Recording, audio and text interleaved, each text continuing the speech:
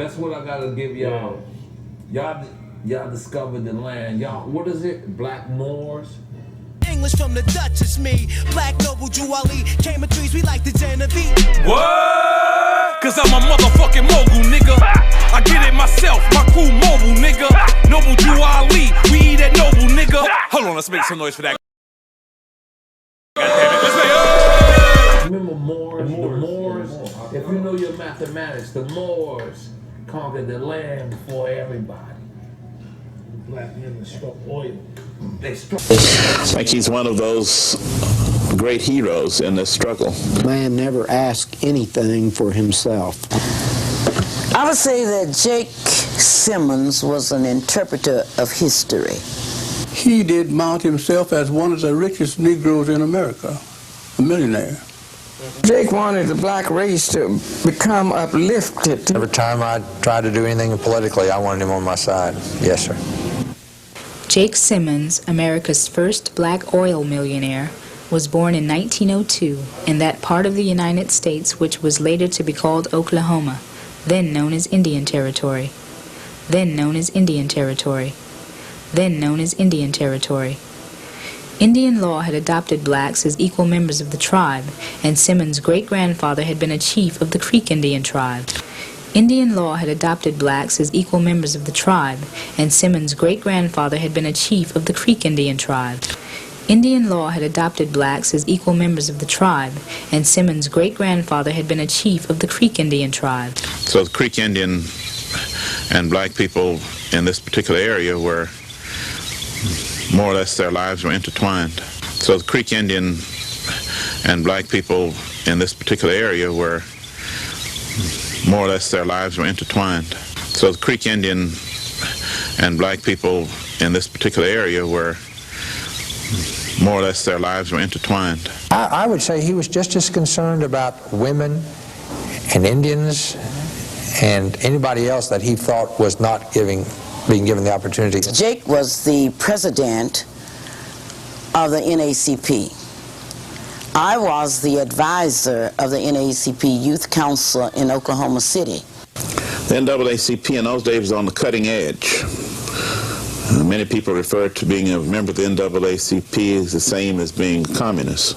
Oklahoma was probably the field ground for most of the NAACP's leading lawsuits.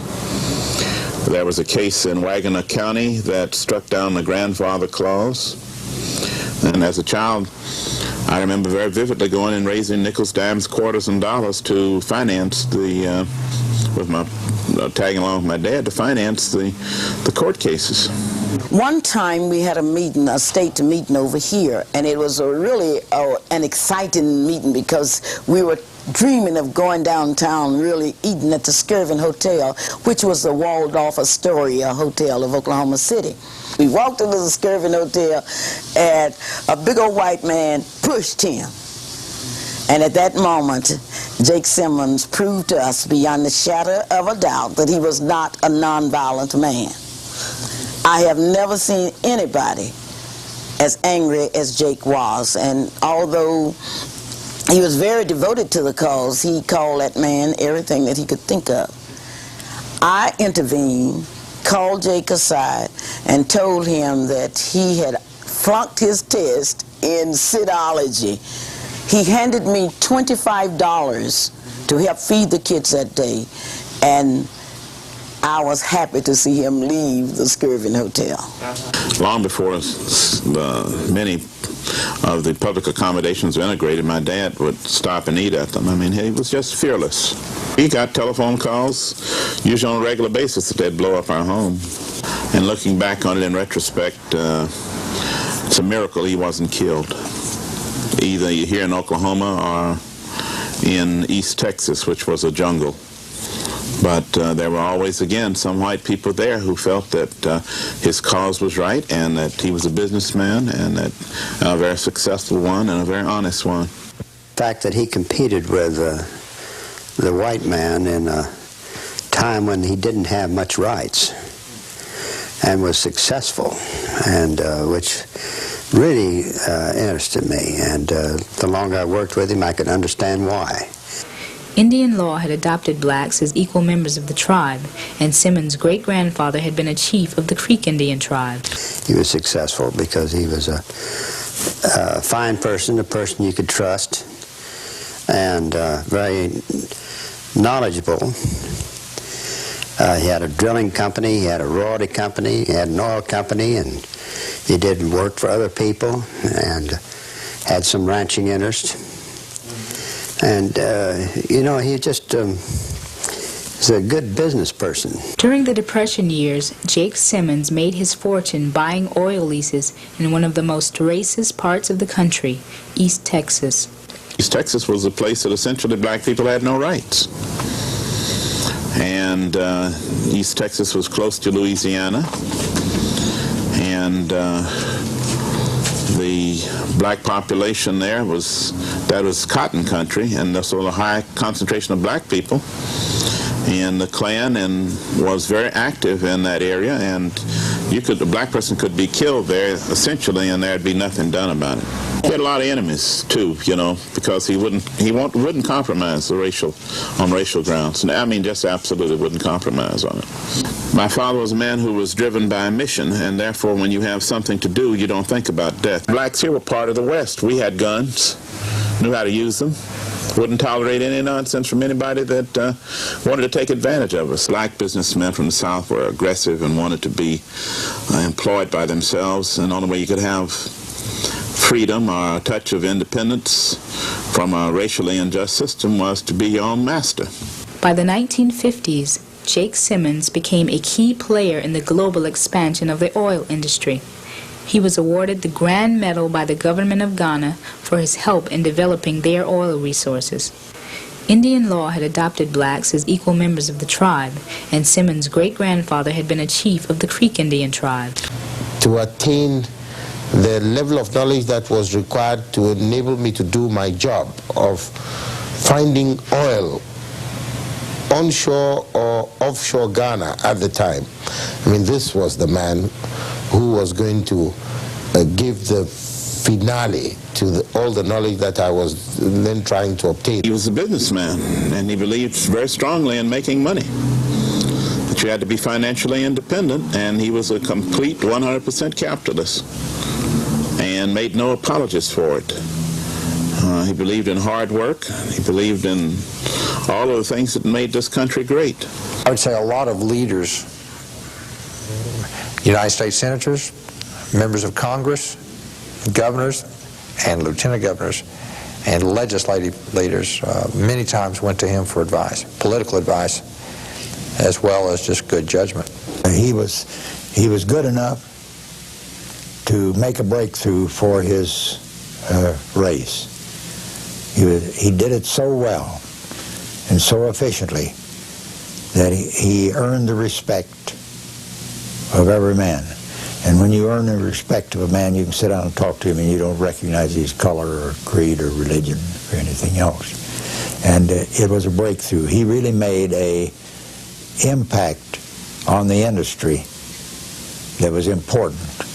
And since there have been many black men that have had an opportunity to pursue their efforts in this industry that would have never had an opportunity if it hadn't been for Jake on his original breakthrough. As a compelling example of individual perseverance in the face of widespread racism, Jake Simmons left a permanent impression on those who knew him. I liked his generosity. He was a very generous type person. Like, there was this one man, I don't know his name, but he came up to my mother in the pharmacy, and he was, you know, he hadn't realized my grandfather had passed, but he was talking about how my grandfather had bought him food during the Depression. You know, he and his family were starving. And my grandpa went out, took him to the store and told him to buy anything he wanted. You know, whatever. And he said he didn't ever have to pay him back or anything. I can remember many, many times Mr. Simmons calling me, and he'd always say, "Representative, can you go with me for a few minutes?" And I'd say, "Where are we going, Mr. Simmons?" And he'd say, "I want you to meet someone. It's real important that you meet someone this afternoon." And And I'd say, well, yes, I'll go. And about the time I'd get ready to say, what time would you like to go? He'd say, I'll be by there in 10 minutes. And really, he'd be by in 10 minutes, you know, and he'd be out in front, and we'd go see the individual. And who would it be? Just someone that needed help. It may be a young lady that had a baby that he felt that she was entitled for some public assistance regarding the child. It may be a person that he wanted to help get a college education. All types of people the man tried to help, and I think probably with most of them he probably got it done once he decided that that's who he wanted to help. And I think Jake Simmons' success will be in what we didn't see, the contacts that we didn't know about, the telephone calls that he was able to make. Because I have stood down there on the streets of many days and somebody walked up to me that I didn't know and say, I'm a friend of Jake Simmons. I want you to have good luck. And I'm nobody's fool. I know my success has been because I've been standing on somebody else's back. He was trying to show that blacks not only need equal opportunity for employment, that they need equal opportunity for making decisions, and I totally concur with it. And I would say that he set that foundation for major decisions I've made in state government. And I really mean that. I'm not just throwing something out for an interview. I remember one time, I must have been about 6 years old, and my mother told me to go out and sweep the porch, and my grandfather drives up and he sees me sweeping this porch and he goes, "You're not sweeping that porch right." Booker T. Washington swept this porch 3 times before he got into Tuskegee, and he went over it with a rag, you know. And so my grandfather, I guess, maybe Booker T. Washington showed him how to sweep. I don't know, but he had me with this porch. I must have had calluses on my hand when I was through sweeping that porch. He used to go from one end to the other end. Now you collect that dust, and my grandfather would go back, and he'd look, you know, and he'd just look for dirt. I mean, you know, you can't really sweep a porch but so well because the dirt's going to blow more on it again. Right. You know, so I was there. I must have been there the whole day. There's a poem that he would recite all the time. When they'd ask him, "Why are you building this bridge? You an old man and this is the close of the day." And the end of it came out like, "Young man, I'm building this bridge for you." You were always racially conscious in my home. He believed that the way for black people to compete in the world is that we could never be as good as, we had to be better. Therefore, he let us know that he expected in anything that we did that we had to be better than anyone else. If you cut the lawn, you had to cut it better. You had to edge it. You had to do everything that you should have done. If you did the house, clean the house, we never had people working for us except we as children. You had to do it better than anyone else. He believed in anything that you do, had to do it thoroughly. The day Jake Simmons died in 1982, the flags at all state buildings in Oklahoma flew at half-mast. Simmons called himself a crusader for human dignity, which he believed was as precious as life itself. To me, he was a symbol of what I consider to be a great Oklahoman and a great American.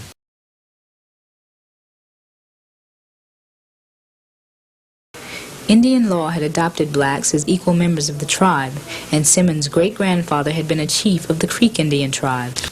He was leader for the struggle of independence and dignity for our people. And one more thing that he had in his favor, he's a very handsome man. Very handsome. Very handsome, very successful, very knowledgeable, and very humble. That was the Jake Simmons that I remember most. What? Cause I'm a motherfucking mogul, nigga. I get it myself, my crew mobile, nigga. Noble Jew Ali, we eat at Noble, nigga. Hold on, let's make some noise for that, goddammit. Let's make